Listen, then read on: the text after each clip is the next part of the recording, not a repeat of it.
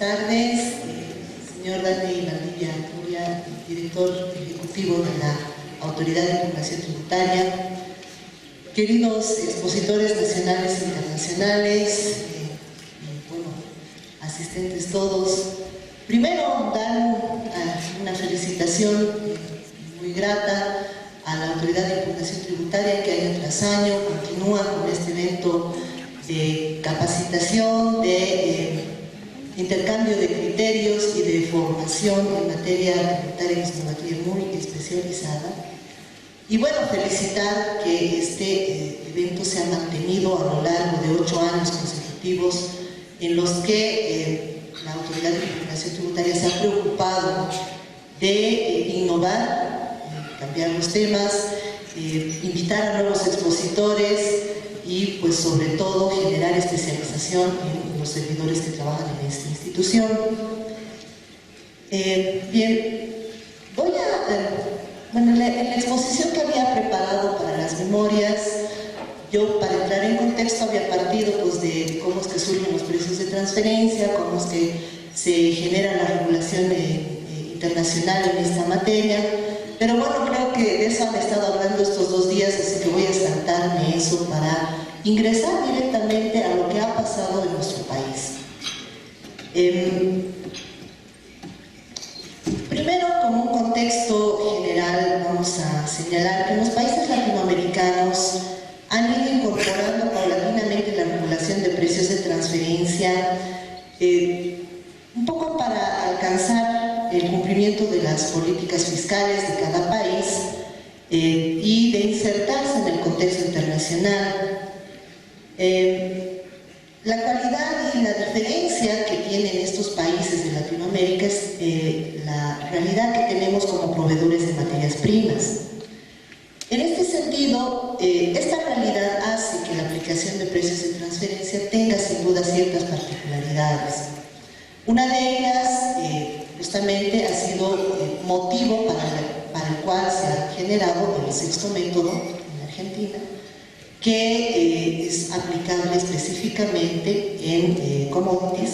y justamente por la necesidad de adecuar los estándares internacionales aplicados por la OECD al caso latinoamericano, y que bueno, en su aplicación, como lo ha demostrado la propia Argentina, ha tenido resultados muy positivos, tal es así que otros países lo han ido adoptando paulatinamente, entre ellos también el nuestro. Toda vez que el impuesto a la renta es, digamos que la principal base de todo el sistema tributario, porque es el impuesto que tiene mayor progresividad, a través del cual se puede medir sin duda la riqueza,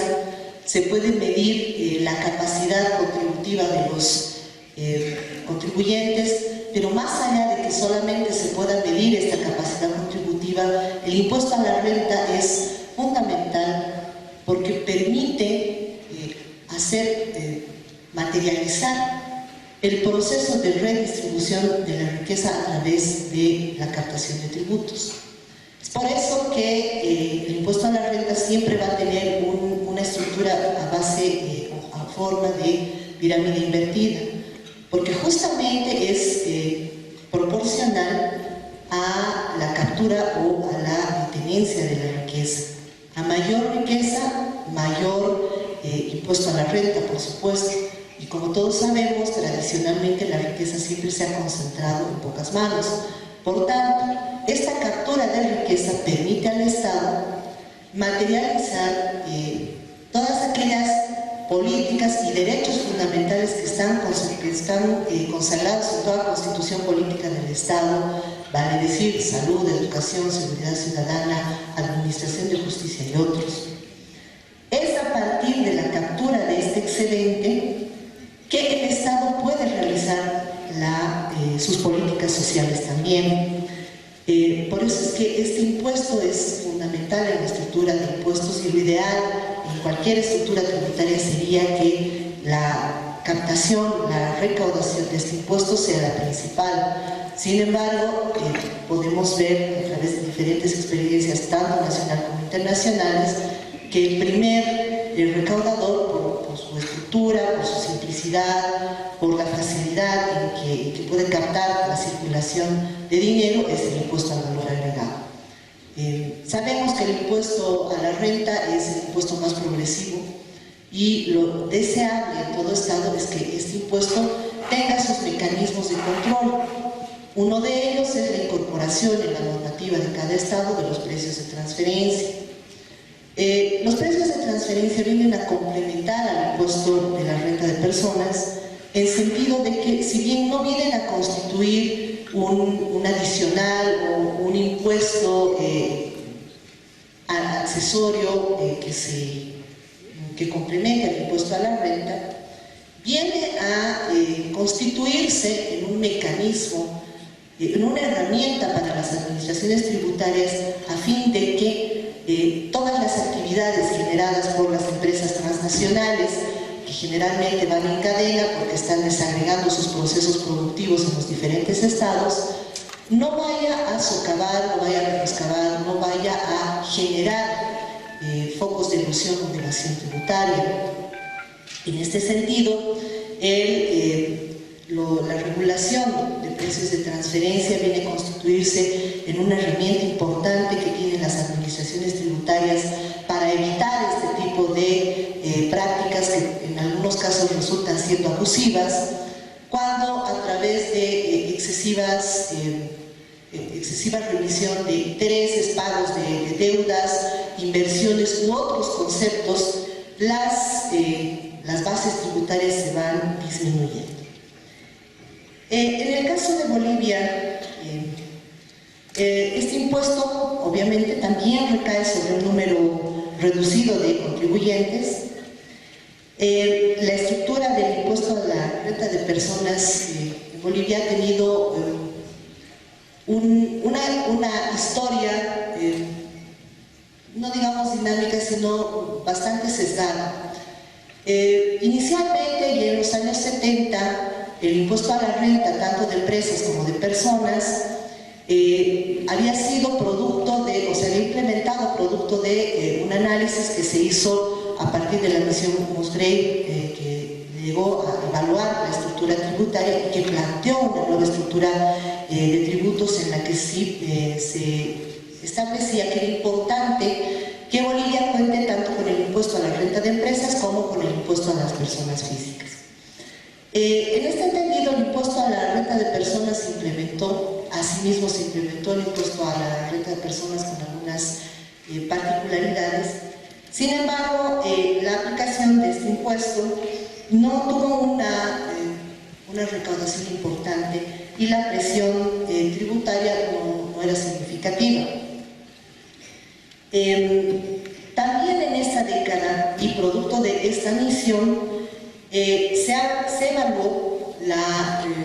cuál era el comportamiento de la sociedad ante este tipo de contribuciones. Y también se recomendó la implementación de algunos mecanismos para controlar aquella remisión de utilidades, la remisión de dividendos o aquellos conceptos que estaban disfrazados de intereses u otro tipo de obligaciones de las empresas, los cuales estuviesen deduciendo la base del impuesto a las utilidades. Sin embargo, ya desde esta década Bolivia no implementó la normativa correspondiente. El pago de obligaciones extranjeras y remisión de recursos al exterior no fue regulado, y este aspecto limitó un crecimiento en las recaudaciones, es de esperarse. Asimismo, durante esta década y a principios de la década de los años 80, la estructura tributaria en Bolivia se fue complejizando producto de la aplicación de diferentes conceptos a través de contribuciones directas, de rentas destinadas y otros conceptos que complejizaron sin duda la estructura tributaria. Hasta mediados de los años 80, esta estructura comprendía sin duda una gran cantidad de tributos que no reflejaban una presión tributaria adecuada. Así que en el año 85 la presión tributaria llegó a un 2% del Producto Interno Bruto, época en la que se inició la discusión de una nueva reforma tributaria como parte de medidas necesarias para frenar la hiperinflación y generar recursos para que el Estado pudiese salir de la crisis que había caracterizado esa década. En este contexto, la nueva ley tributaria 843, aprobada el 20 de mayo de 1986, se basó en cumplir dos objetivos básicamente. Primero, lograr una base tributaria amplia, lo que no había logrado la incorporación de impuestos en la década de los años 80, producto de esta distorsión que había sufrido a partir de la aplicación de estos tributos directos, de estas rentas destinadas. Y el segundo objetivo era mantener una estructura de impuestos sencillos de aplicar, de controlar y administrar. Parte del problema que había generado esta proliferación de cargas tributarias era que la propia administración tributaria no podía controlar adecuadamente el cumplimiento de las obligaciones en esa oportunidad. En ese contexto se aprobó la nueva ley con la que se generó una nueva estructura de impuestos que logró generar una recaudación del 6.2% del Producto Interno Bruto para la gestión 87, incrementando de esa forma en un 8.3% en el año 90 las recaudaciones. En este contexto se redujo esas cargas tributarias que oscilaban entre 400 impuestos aproximadamente a un número de 8 impuestos básicamente, y se otorgó una mayor preponderancia a los impuestos indirectos. El caso más latente es el impuesto al valor agregado, que de todas maneras, en cuanto a su aplicación, no logró generar una mayor recaudación. Si bien la recaudación fue creciendo paulatinamente desde el año 87 adelante, la recaudación no fue sustancial hasta los años 90. En este ámbito se aplicó lo que se denominaba el impuesto a la renta presunta de empresas. Este impuesto tenía una base imponible que se obtenía del activo neto de la empresa, es decir, descontaba el pasivo del ingreso total para llegar a un valor neto gravable, y que se constituyó en un impuesto secundario debido a su estructura. La estructura de este impuesto establecía que la determinación de la base imponible estaba generado por descontar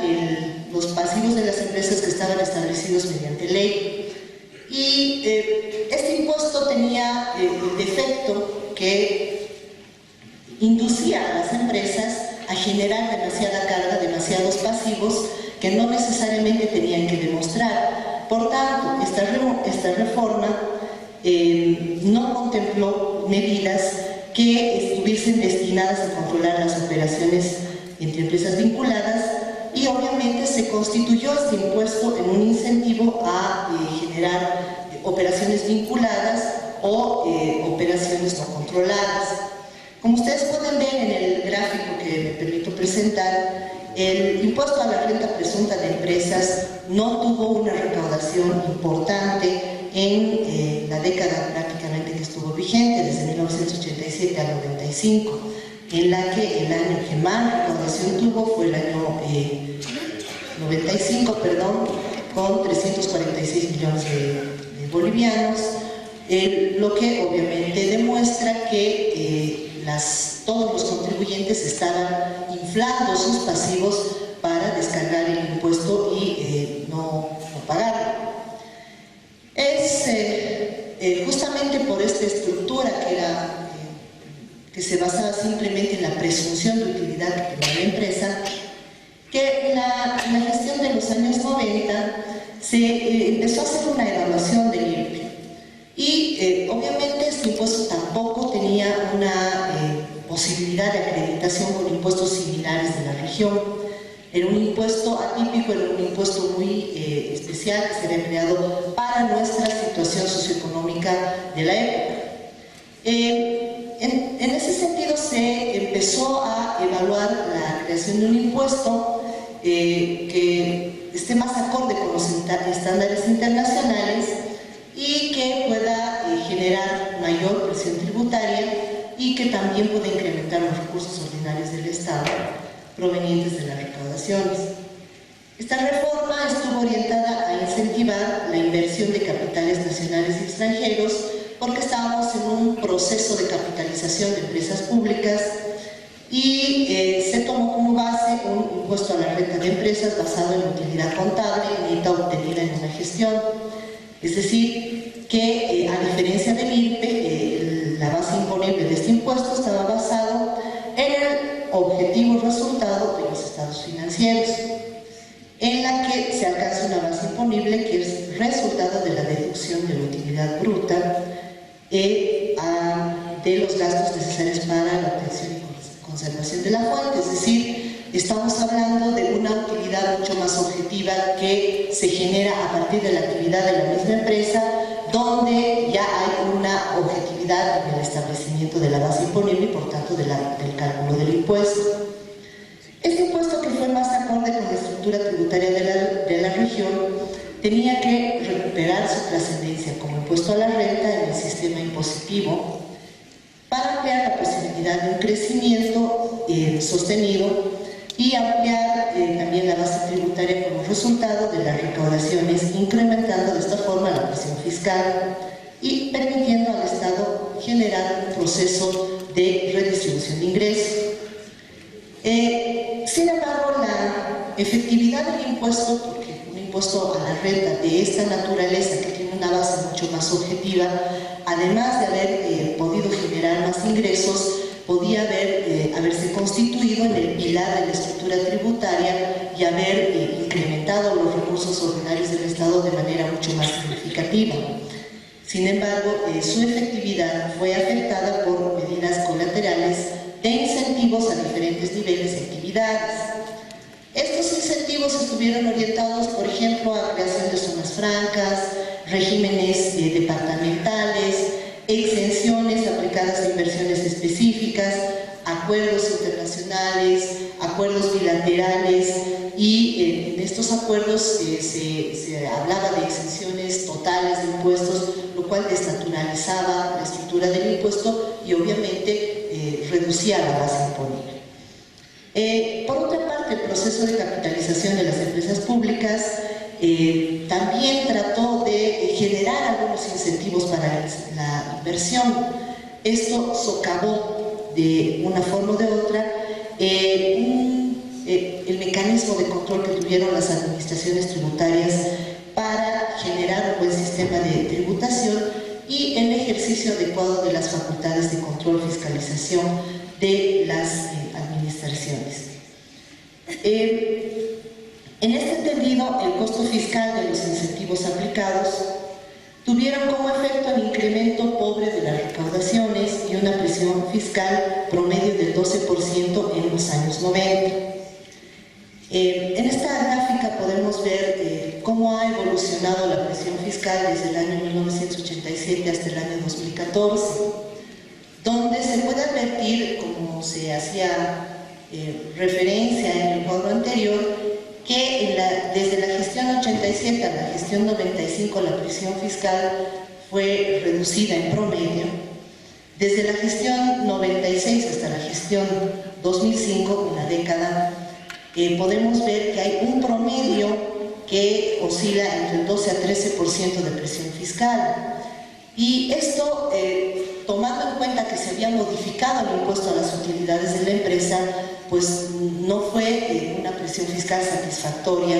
tomando en cuenta de que se había hecho un esfuerzo por incorporar a nuestro sistema tributario un impuesto que tenga mayor estándar internacional, que tenga una base objetiva de cálculo, que permita ampliar la base tributaria, y además que habíamos pasado por un proceso de capitalización en el que las empresas capitalizadoras, en teoría, hicieron un aporte, una inversión en las empresas estatales.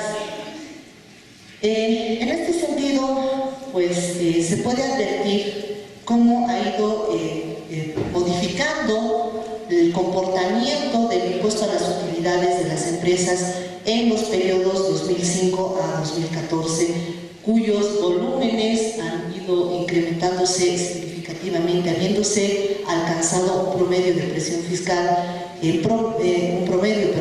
presión fiscal de aproximadamente 23%, lo cual es bastante importante. En este contexto,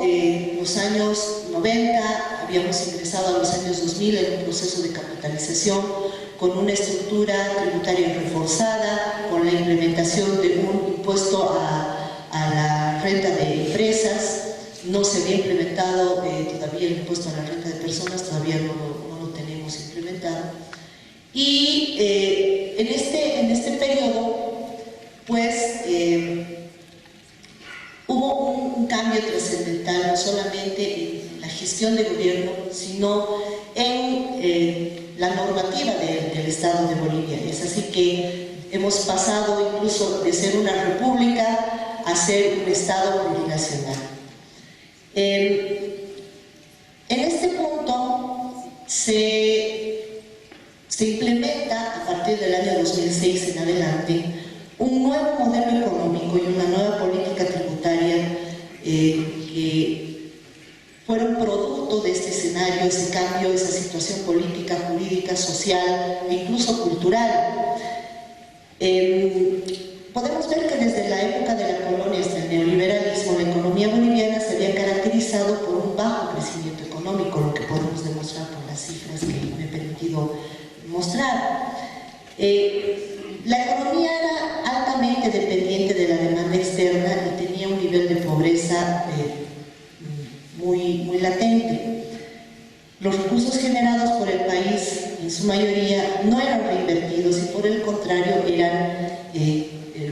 remesados al exterior, beneficiando a empresas transnacionales. Es así que en la gestión 2005, profesionales bolivianos como Carlos Villegas y el licenciado Luis Arce Catacora, hoy ministro de Economía y Finanzas Públicas, plantearon, formularon, esquematizaron un nuevo modelo económico para el funcionamiento de la economía boliviana. Este modelo se denominó Modelo Económico Social, Comunitario y Productivo.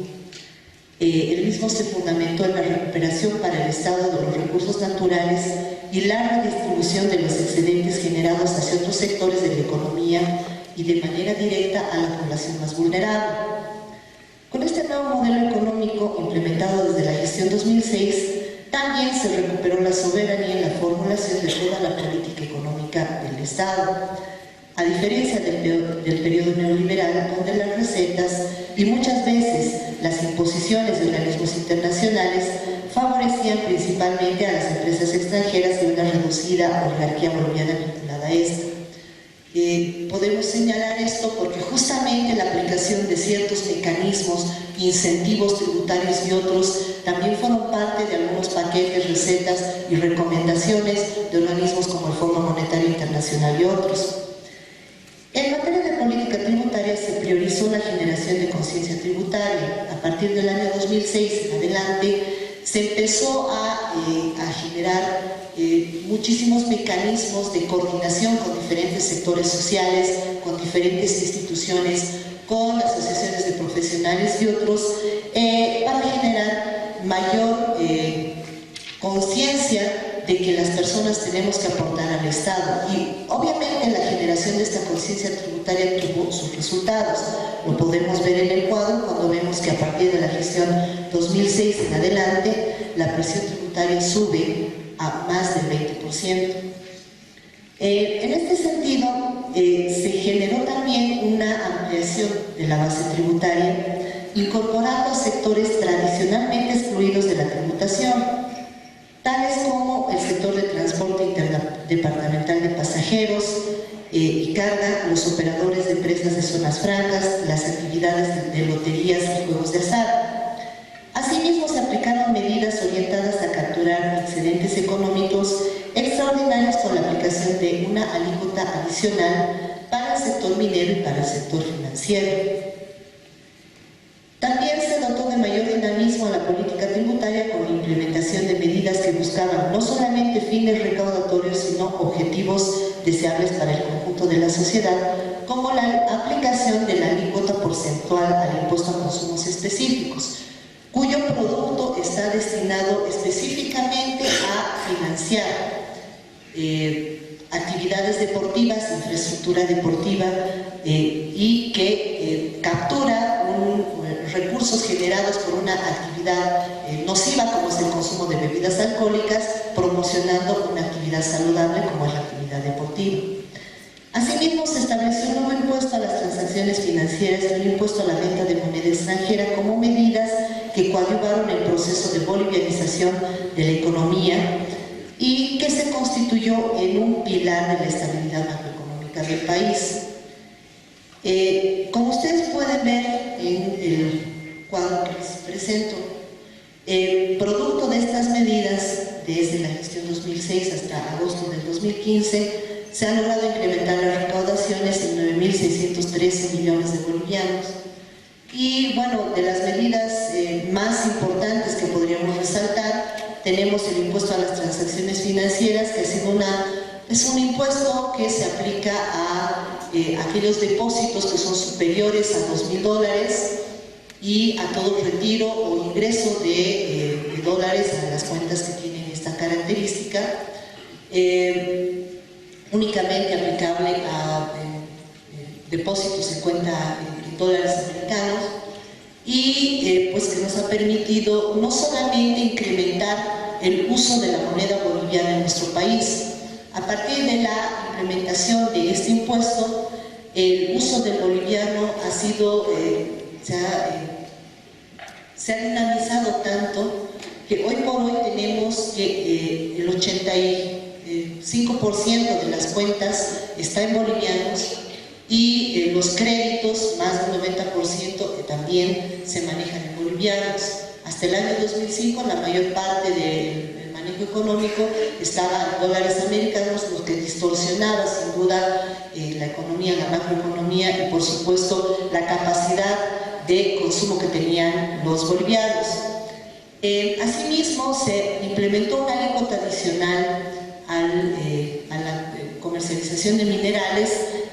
la misma que está relacionada con el precio internacional de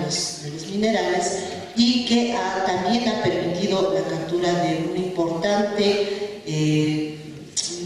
monto de recaudaciones. Esto debido a que los precios internacionales han estado bastante altos en el periodo y eso ha permitido también al Estado generar mayores recursos. Lo propio ha ocurrido con los impuestos aplicables a servicios de transporte interdepartamental de pasajeros y carga. También ha habido una medida de formalización de vehículos, ha habido un periodo en Bolivia que, debido a que la capacidad de consumo era muy limitada de los bolivianos, únicamente pues podíamos limitarnos a, si queríamos comprar un vehículo, este vehículo tenía que ser un vehículo usado, no podíamos comprar un vehículo del año, un vehículo nuevo, y hubo un gran ingreso de vehículos usados entre los años 90 y prácticamente hasta el año 2007, 2008. En el año 2008 se prohibió la importación de vehículos usados y esta importación fue limitada paulatinamente a una restricción en la que hoy por hoy tenemos que únicamente está permitida la importación de vehículos de hasta 2 años de antigüedad. Para poder regularizar la importación de estos vehículos que habían entrado ilegalmente en nuestro territorio hasta el año 2010, se aplicó una medida en la que se permitió la regularización de todos estos vehículos por única vez y esto permitió también una recaudación extraordinaria. Asimismo, se ha aplicado un impuesto a la venta de moneda extranjera como una forma de capturar el excedente generado por las entidades financieras producto de la transacción de dólares americanos. Uno de los rubros que han tenido un impacto importante en la generación de utilidades de las entidades financieras ha sido, por supuesto, la compra-venta de moneda extranjera. Se ha aplicado un impuesto a la banca por este tipo de transacciones, lo cual también ha permitido incrementar de manera importante los recursos para el Estado. Asimismo, se ha establecido una alícuota adicional al sistema financiero por utilidades excedentes que se han generado en el periodo. el ICE aplicable a las bebidas alcohólicas para financiar actividades deportivas y una actividad que tradicionalmente está poco regulada, que es la actividad de juegos, que ha sido incorporada también a la tributación. A partir del año 2006, con todas estas medidas se pudo demostrar que era posible incrementar la base tributaria, era posible incrementar también la cantidad de contribuyentes sin limitar la posibilidad de inversión privada, nacional o extranjera, en un ámbito de estabilidad económica, seguridad jurídica, pero también con adecuados procesos de redistribución que tienen un efecto directo en el consumo y que permiten a las empresas generar mayores utilidades. Si bien parte de la decisión empresarial permite trascender fronteras para buscar ambientes de mayor incentivo y menores cargas tributarias, también es cierto que la decisión de los inversionistas parte por lograr utilidades en su empresa, y esto no es posible si la población no tiene capacidad de consumo y si no existe la estabilidad macroeconómica adecuada. En este escenario, a partir de haberse dinamizado el consumo interno, también se han tomado medidas efectivas para capturar el excedente generado. En este contexto favorable, se ha dinamizado la inversión extranjera directa, como podemos ver en el gráfico que les está en pantalla. Este incremento ha tenido niveles históricos, ya que en 2014 se ha alcanzado un monto de 2.113 millones de dólares de inversión extranjera directa, lo que ha cuadruplicado lo registrado en el periodo 2005, que apenas era de 488 millones de dólares de inversión extranjera directa. Por su parte, el promedio de inversión extranjera directa también se ha incrementado en el periodo 2006-2014 respecto del periodo 97-2005, por ejemplo.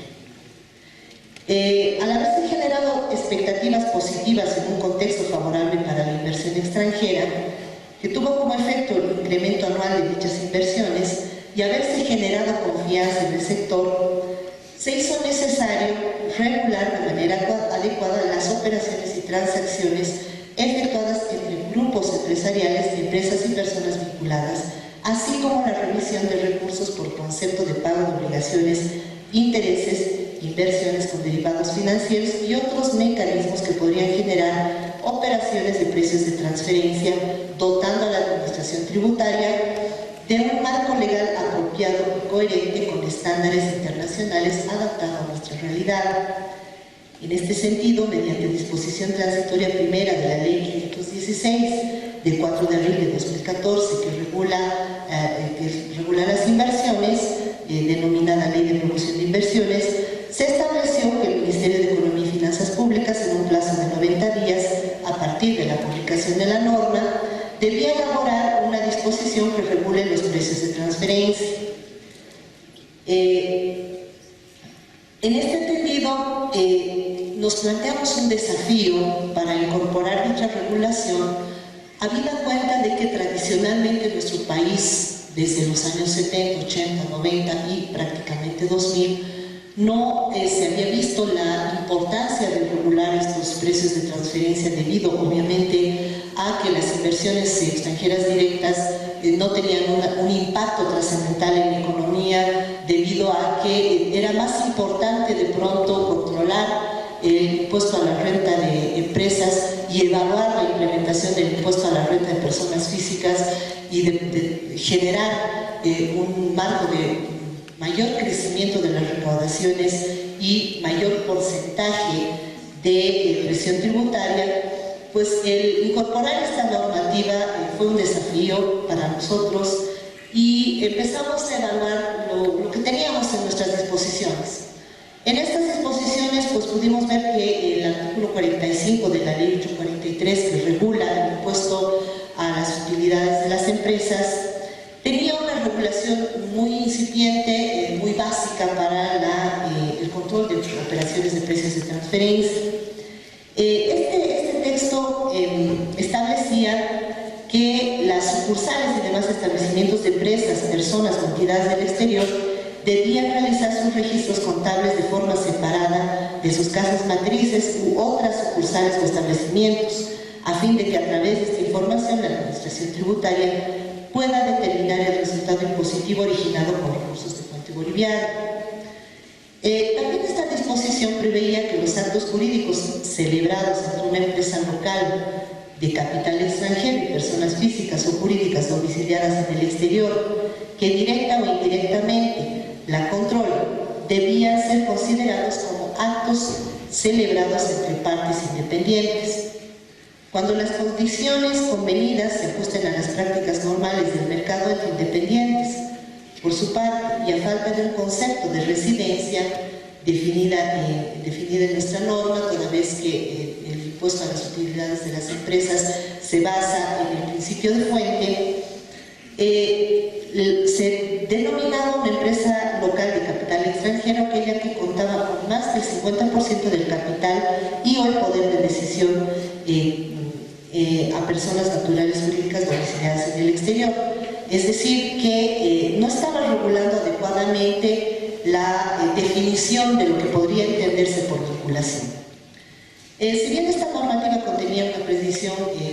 razonable para su época, razonable para el momento en que se implementó el impuesto a las utilidades de las empresas, y seguramente con la ambición de que en algún momento este impuesto fuese ajustándose en el tiempo, lo cual no ocurrió,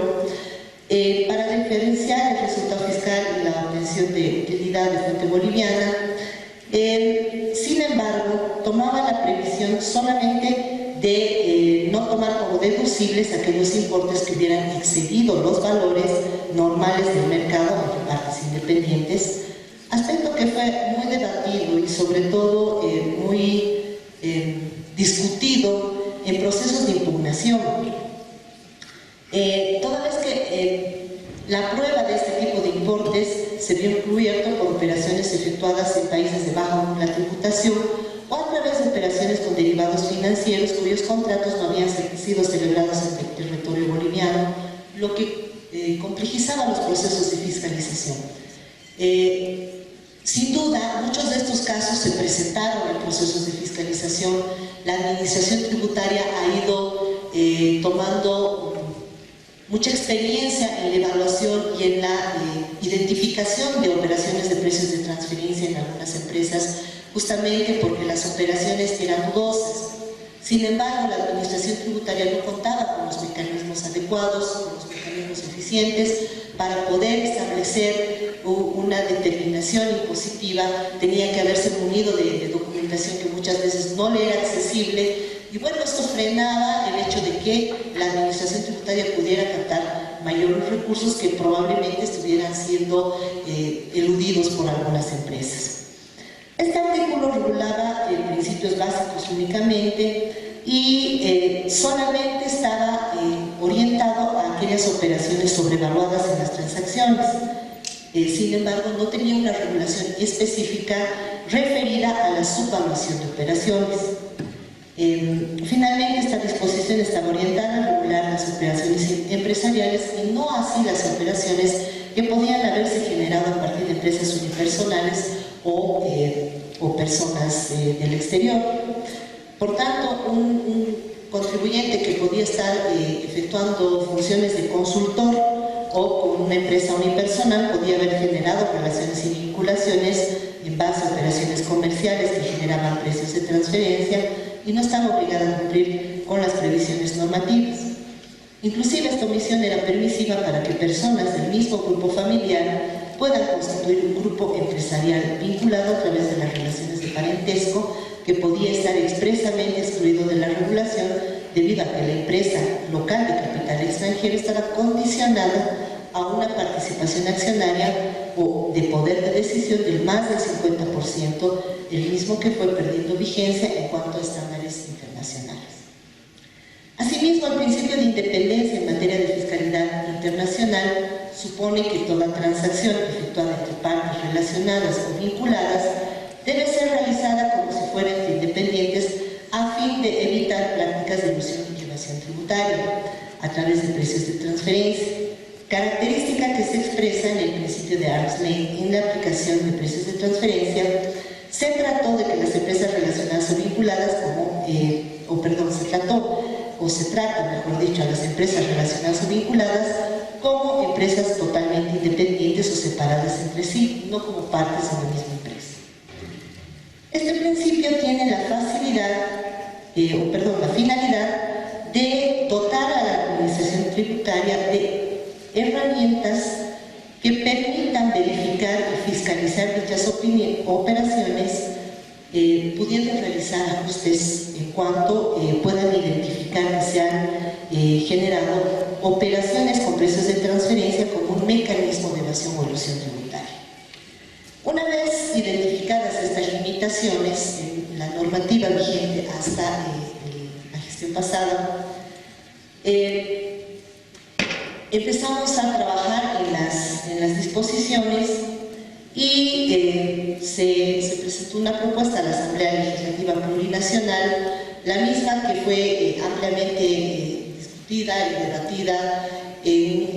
tanto con las administraciones tributarias, Servicio de Impuestos Nacionales, Aduana Nacional, el Ministerio de Política Tributaria y bueno, con los propios miembros de la Asamblea Legislativa. De lo que se trató en esta propuesta es de captar las experiencias internacionales.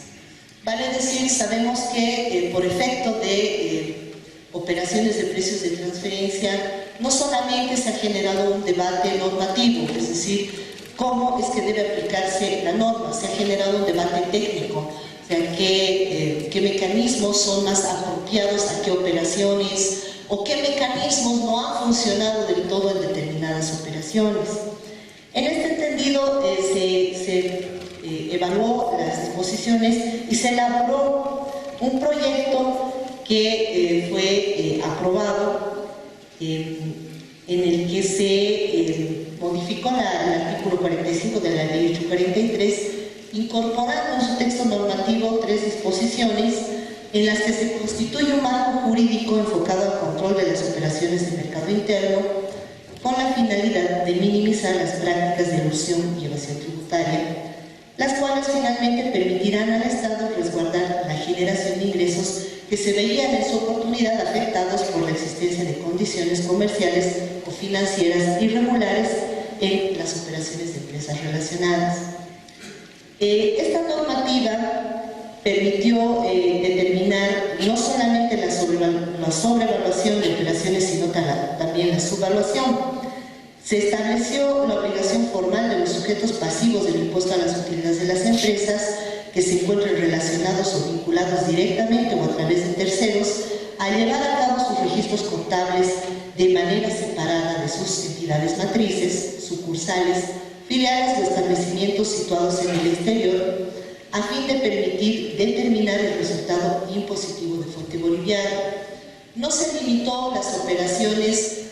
a un porcentaje de participación de las empresas ni de poder de decisión, sino se estableció un mecanismo de identificar la vinculación no solamente en cuanto a la participación accionaria, sino también en cuanto a la intervención en la empresa de personas del mismo grupo familiar o del mismo grupo empresarial. Se facultó a la administración tributaria en el marco de sus atribuciones a comprobar las operaciones efectuadas entre partes relacionadas o vinculadas para valorar, de acuerdo al principio de independencia, y poder realizar los ajustes o recalificaciones correspondientes cuando el valor acordado no se ajuste a la realidad económica u ocasione una menor tributación en el país. Asimismo, de acuerdo con estándares internacionales, se adoptaron los métodos de ajuste para la valoración de las operaciones reconocidos por la OECD y, dada nuestra realidad, también se incluyó el 6º método, que ha sido muy discutido, muy observado por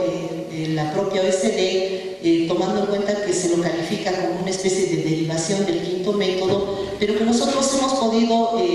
verificar que ha funcionado en otros países y consideramos que podría sernos útil en nuestra regulación. También se ha tomado en cuenta experiencias de la propia administración tributaria en los casos que se observaron posibles operaciones de precios de transferencia. por lo que se determinó ampliar el plazo indefectible para realizar las fiscalizaciones, el que se establece en la Administración Tributaria, a 12 meses adicionales cuando se identifiquen operaciones con precios de transferencia para permitir a la Administración Tributaria poder realizar el proceso de fiscalización, la captura de información y todas las acciones correspondientes para que pueda generar los ajustes que permita la normativa. Y por último, también se ha incorporado una disposición que le permite a la Aduana Nacional pedir estudios de precios de transferencia cuando identifique que ha habido sobrevaluación o subvaluación en procesos de importación entre empresas vinculadas. Esta norma ha sido reglamentada a través de un decreto supremo, el mismo que ya define los temas operativos de la aplicación de las herramientas que va a tener la Administración Tributaria. En esta disposición ya se define lo que vamos a entender, por ejemplo, por vinculación, y la normativa nos permite establecer de forma enunciativa y no limitativa las formas de vinculación entre empresas. Entendemos en este sentido que hay vinculación, por ejemplo, cuando una persona natural o jurídica nacional participe directa o indirectamente o a través de terceros en la dirección, control o administración o posea capital en uno o más empresas en el exterior. Cuando las personas naturales o jurídicas participen directa o indirectamente o a través de terceros en la dirección o posea capital en empresas nacionales o sucursales o filiales o subsidiarias de empresas en el exterior que operen en el territorio nacional, o cuando hay vinculación entre grupos familiares, entre, por ejemplo, directores o gerentes del mismo grupo empresarial que están dirigiendo diferentes empresas, o se realicen operaciones comerciales o financieras entre una sucursal, una filial o subsidiaria, o dichas operaciones tengan como partes a los propietarios, accionistas, socios, gerentes, miembros de los directorios, personal jerárquico o tengan parentesco entre sí. Es decir, la definición de vinculación es muy amplia, pero aún se permite a la Administración Tributaria que en caso de identificar en los procesos de fiscalización otras causales de vinculación también se las puedan incorporar.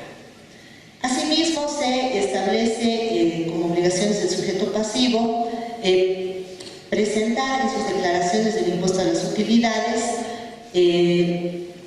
sus registros contables de manera separada y que todas las operaciones que se realicen con empresas vinculadas tienen que estar reflejadas y documentadas en los estados financieros, declaraciones juradas y o registros especiales para fines de control de las mismas. Por su parte, también se establece que la documentación e información de respaldo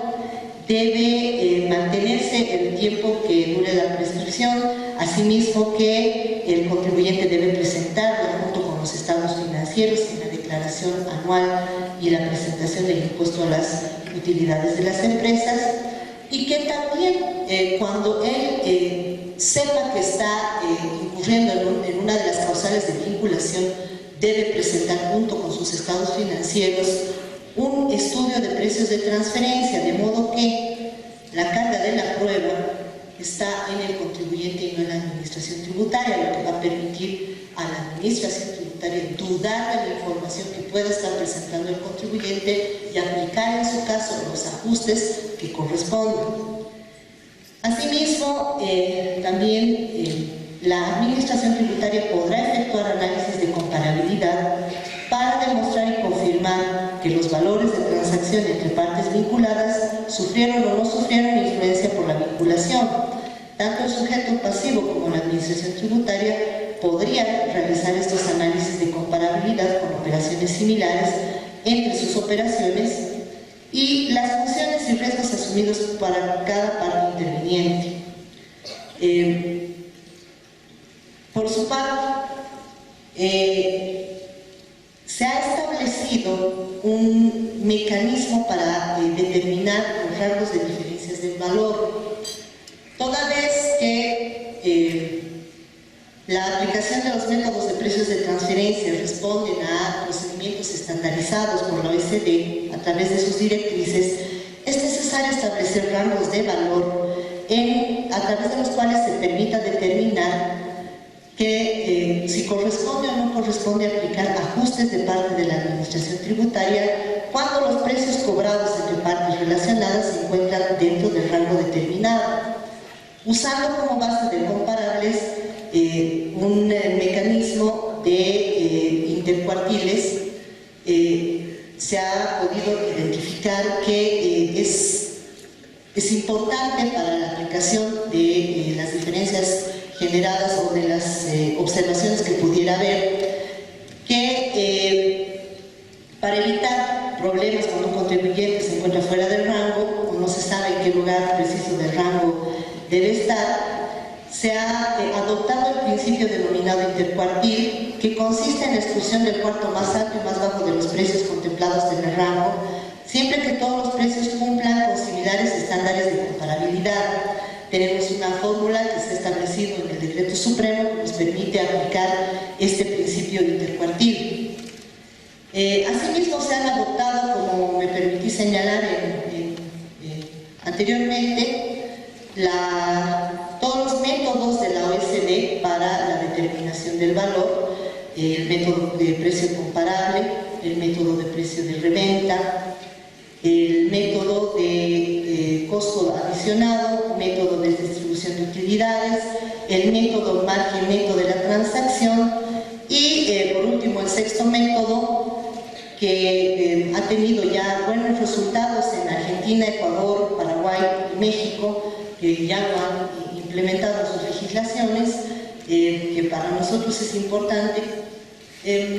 Sin embargo, de haber adoptado esta metodología, también la normativa establece que si la administración tributaria en los procesos de verificación pudiera identificar alguna otra metodología que permita establecer diferencias en operaciones generadas con precios de transferencia, también esta metodología puede ser adoptada por nuestra normativa. En síntesis, la normativa ha capturado los estándares internacionales, sin embargo, ha sido adaptada a nuestra realidad, y creo que uno de los pasos más importantes que ha incorporado la normativa es el haber creado un mecanismo de coordinación interinstitucional. La norma ha creado un comité de precios de transferencia conformado por el Ministerio de Política Tributaria, el Servicio de Impuestos Nacionales, la Aduana Nacional, donde se evalúa no a nivel operativo, sino a nivel normativo y a nivel de intercambio de información, diferentes situaciones en las que las administraciones puedan identificar este tipo de operaciones. Es importante este mecanismo porque a través de ese mecanismo primero se van a poder ir incorporando en la normativa, si es que corresponde, nuevos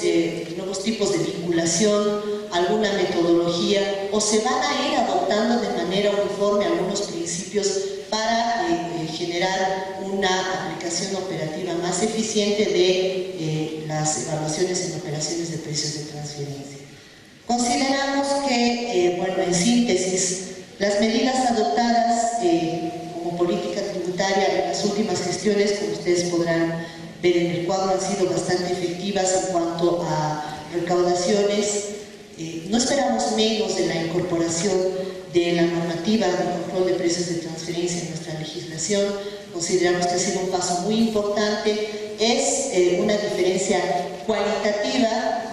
porque estamos generando las condiciones necesarias para que las administraciones tributarias puedan hacer un control eficiente, efectivo de estas operaciones en todas las inversiones extranjeras directas que se han ido generando en la última década. Pero también va a ser la diferencia cuantitativa porque sabemos, y los países que ya tienen experiencia en la aplicación de esta normativa tiene obviamente la última palabra. Sabemos que la aplicación de precios de transferencia pues obviamente mejora las recaudaciones porque nos permite transparentar las actividades contabilidades de las empresas, nos permite transparentar la generación de utilidades, nos permite transparentar la contabilidad y nos permite también generar un mecanismo adecuado de interrelación entre las empresas, entre la administración tributaria, para que el Estado, en este caso el Estado Plurinacional de Bolivia, no vea menoscabada su base tributaria. Consideramos que la evaluación de la aplicación de esta normativa en la próxima gestión va a ser altamente positiva